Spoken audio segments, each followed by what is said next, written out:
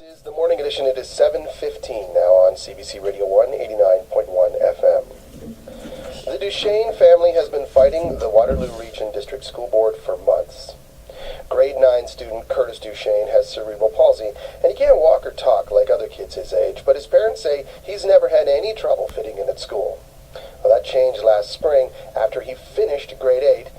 He was told to go to Sir John A. Macdonald in Waterloo, not Grand River Collegiate Institute, where all his friends were.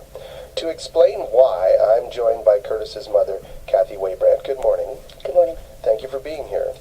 Kathy, tell me just briefly, geographically, first of all, how close is Grand River Collegiate from your home? Very close, correct? It's very close. Yeah, it's probably about less than 5 minute drive. Okay.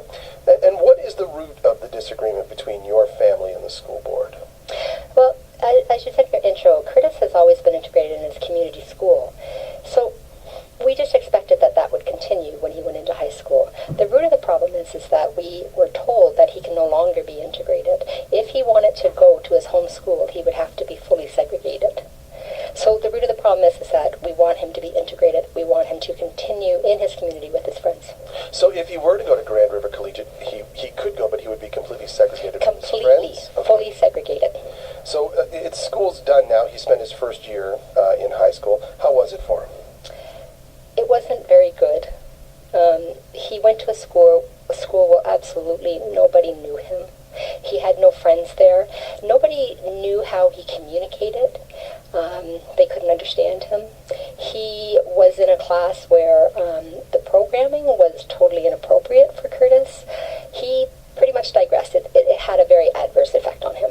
And you noticed that in his demeanor and Yes. sort of state of mind. Why couldn't he just go to Grand River Collegiate? I mean, was it just the segregation thing, or was there more to it than that? We really don't fully understand why the board decided that Kurtis could not go there.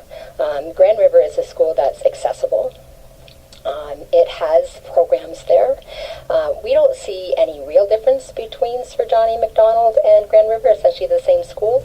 What the board says is that Sir John A. Macdonald has what they call specialized orthopedic supports.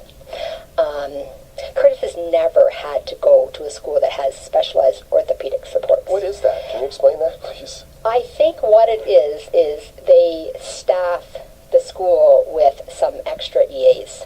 But essentially what this means is that because Kurtis uses a wheelchair, he can't go to his home school.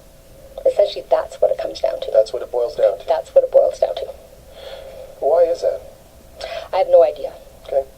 And you've been given no explanation? We have been told that they staff the orthopedic schools with... I mean, the other thing that's really worth noting here is that Kurtis has always been accommodated. He has always had the support that he needed to be in his home school, integrated. And the other thing worth noting is that next year there will be students at Grand River who use wheelchairs. And you know this? We know this. Okay. Now, the school that he went to before, the elementary school, was there any special provisions made there, or he was just fully integrated in that school? He was partially integrated. In grade 7, he was fully integrated. In grade 8, he was integrated into art and music and geography and history. And he did spend some time in a sort of a withdrawal sort of system. But essentially, he was integrated. Now, correct me if I'm wrong, and I don't want to put words in your mouth, but it seems that the concern here is that Kurtis is not with his friends. It's really not the distance we're talking about as much, is it? It's that Kurtis, or is it? Is it also the fact that now he's traveling farther? Yeah, no. I mean, I think the thing is that it's his community. Mm-hmm. He is no longer in his community. He's in a taxi for about 2 hours a day. And why is it important, do you think, for him to be with his friends in high school? For a lot of reasons. One thing is that, like I said, he's always been integrated. He has developed many friends over the years. Because of his disability, it's not very easy for him to make friends. He's nonverbal, he uses the wheelchair, and he needs assistance to use that. So if you were to go to a new school, and you were nonverbal, and you needed a wheelchair and someone to get you there, it's pretty hard to go up to someone and say, "Hi, I'm Kurtis, I'm new here. Want to do lunch together?" So it's really important for him to be around his friends that he has developed over the many years. Did you accompany him for his first few days at least, or whatever, to say, "Hey, everybody, this is Kurtis"? Did you introduce him and things like that? No. Things are different in high school. Yeah. So, what are you doing to get Kurtis back into school with his friends? We're exercising a right that's been in place for 30 years for families to appeal decisions that they don't agree with. It first starts out, there's a whole process here. It first starts out that you go to what you call a Special Education Appeal Board. And that's made up of 3 outside people, one selected by the family, one by the board, and then together they select a chair. They hear the story. The board goes in and says, we think he should be fully segregated. We go in and we say, well, you know what, he's always been integrated, and we think he should be integrated in his home school. This panel made the recommendation at the end that yes, Kurtis should be integrated, and that he should also have the opportunity to be with his peers in his community. They also recommended that we start to rebuild trust. Then those recommendations go before the Board of Trustees, and then they make the final decision. So what happened there is that the Board of Trustees were only given the opportunity to vote on one recommendation, and that was the recommendation as to whether he should be integrated.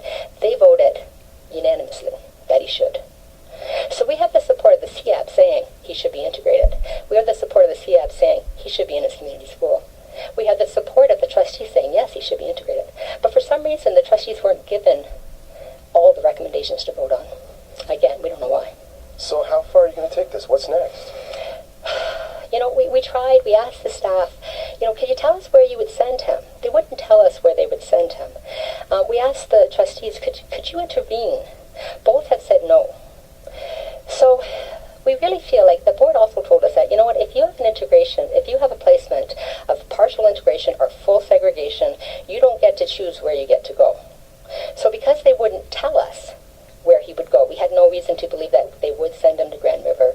So we had no choice but to go to the next step, which is what you call an Ontario Special Education Tribunal. Now this is a very formal process. It's like going to court. You have lawyers, you have witnesses, you have cross-examination. You're essentially going to trial. We are going to be put on trial because we want our son to go to his home school. And he's getting a lot of support from his friends and things like that too, is he not? Like, they want him there, don't they? There was one of his friends really wanted to do something. So she started a petition at Grand River, and she got 70 signatures in a matter of hours. And that was, we presented that to the CIAB. We also presented that to the Board of Trustees. He has great friends. And I must say, he's had wonderful teachers. It's really, he's been successfully integrated for his entire career. How hard is this on the family? It's extremely difficult for us. This has been going on for over a year, and we have been fighting. We keep getting curveballs thrown at us. It's been really difficult. And do you see an end in sight at all? No.